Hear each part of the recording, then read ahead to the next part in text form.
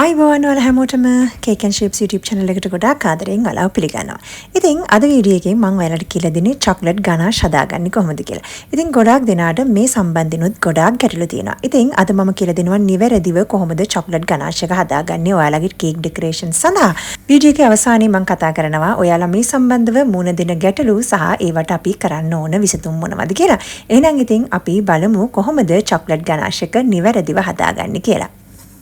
ඒ සඳහා මට අවශ්‍ය වෙනවා cooking chocolate gram 150ක්. ඉතින් ඕනම සුපර් මාකට් එකකින් ඔයාලට cooking chocolate ලීසියෙන්ම හොයාගන්න පුළුවන්. ඊට පස්සේ මට අවශ්‍ය වෙනවා whipping cream gram 100ක්. ඉතින් ඕනම whipping cream එකක් ඔයාලට භාවිතා කරන්න පුළුවන්. whipping cream නැත්නම් ඔයාලට fresh milk මිලිලීටර 50ක් භාවිතා කරන්න පුළුවන්. ඊට පස්සේ මම මේ whipping cream එක එහෙම නැත්නම් fresh milk එක මම තප්පර 30ක් microwave එකේ දාලා හොඳින් රත් කරලා ගන්නවා. ඊට පස්සේ මම ඒක මේ විදියට chocolate මිශ්‍රණයට දාලා මේක මම විනාඩියක් මේ විදියටම තියෙනවා. ඉතින් විනාඩියකට පස්සේ chocolate එක හොඳින් melt වෙලා තියෙන්නේ. ඉතින් අපිට ලේසියෙන්ම මේ විදියට mix කරගන්න පුළුවන්. ඉතින් ටික වෙලාවක් මේ විදියට mix කරනකොට ඔයාලට පේනවා chocolate එක ලස්සනට හොඳ ලස්සන දිලිසෙන පාටක් එක්ක මේ විදියට එනවා. ඉතින් අපි whipping cream භාවිතා කරපු නිසා තමයි ගොඩක් මේ විදියට ලස්සනට දිලිසෙන්න එන්නේ. ඉතින් ඔයාලා whipping cream භාවිතා කරන්නේ නැතුව fresh milk භාවිතා කරනවා නම් මේකට butter තේ හැන්දක් ඔයාලා එකතු කරන්න. ඉතින් ඔයාලා කිරි එක උණු කරනකොට ඒකටම room temperature එකේ තියාගත්ත butter තේ හැන්දක් දාලා melt කරලා ගන්න. එහෙම නැත්නම් ඔයාලා double boil කරනවා නම් double boil කරනකොට butter තේ හැන්දක් දාන්න. ඉතින් ඔයාලට මේක double boil කරලා කරගන්නත් පුළුවන්. එහෙම නැත්නම් microwave එකක් තියෙන කෙනෙක්ට microwave එකක් ආධාරයෙන් උනත් කරගන්න පුළුවන්.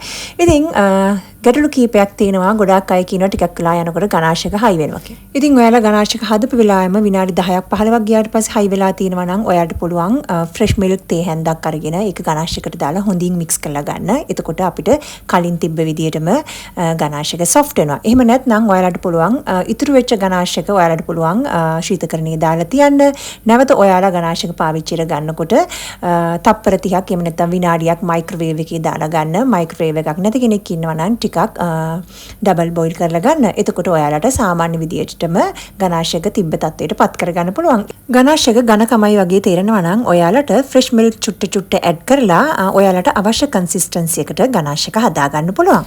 ඊළඟ කාරණාව තමයි ඔයාලා chocolate එක double boil ක්‍රමයට කරනවා නම් මේ වගේ ඝනකම වීදුරු bowl එකක් භාවිතා කරන්න ඕනේ. microwave එකට දාන්න පුළුවන් මේ වගේ ඝනකම වීදුරු bowl එකකට chocolate ටික දාලා හොඳට වතුර එක උණු කරලා ලිප උඩ තියලම ඔයාට මේ bowl එක ඒ භාජනයේ උඩින් තියන්න පුළුවන්. ඉතින් chocolate එක melt වෙනකන් ඔයා හොඳින් ඒක කූරු ගන්න ඕනේ. ඉතින් මේ විදිහට තමයි ඔයාලා double boil ක්‍රමයට කරන්නේ. ඉතින් වෙන භාජනවල දාන්න එපා, ඇලුමිනියම් භාජනවල දාන්න එපා. double boil ක්‍රමයට කරනවා නම් මේ වගේ ඝනකම glass bowl එකකට දාලා ඔයාලා chocolate ටික melt කරගන්න. එතකොට ඉතාමත් ඉක්මනින් melt වෙනවා. ඉතින් ගොඩාක් දෙනා මට කියලා තියෙනවා double boil කරනකොට chocolate එක melt වෙන්නේ නැහැ කියලා.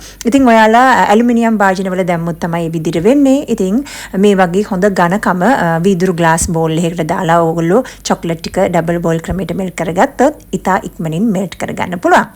ඉතින් මේ විදිහට තමයි නිවැරදිව ganache එකක් හදාගන්නේ. ඉතින් ඔයාලටත් ඔයාලගේ cake decoration සඳහා chocolate ganache එක මේ විදිහට හදාගන්න පුළුවන්. ඉතින් ඔයාලට පේන වෙති කොච්චර ලස්සනට දිලිසෙන ගතියෙන් යුතුව තියෙනවද කියලා. ඉතින් ඔයාලා fresh milk භාවිතා කරනවා නම් අනිවාර්යයෙන්ම room temperature එකේ තියාගත්ත butter තේ හැන්දක් එකතු කරන්න. ඉතින් fresh cream භාවිතා කරනවා නම් නැත්නම් whipping cream භාවිතා කරනවා නම් ඔයාලට butter එකතු කරන්න ඕනේ. මේ වගේ ලස්සනට දිලිසෙන විදිහට ganache එක හදාගන්න පුළුවන්. එහෙනම් ඉතින් මේ වීඩියෝ එකකිනුත් ඔයාලට යම් කිසි දෙයක් ඉගෙන ගන්න ලැබෙන්නේ නැති කියලා විශ්වාස කරනවා. ගිහින් එන්නම්. ඔයාලට සුබ දවසක්.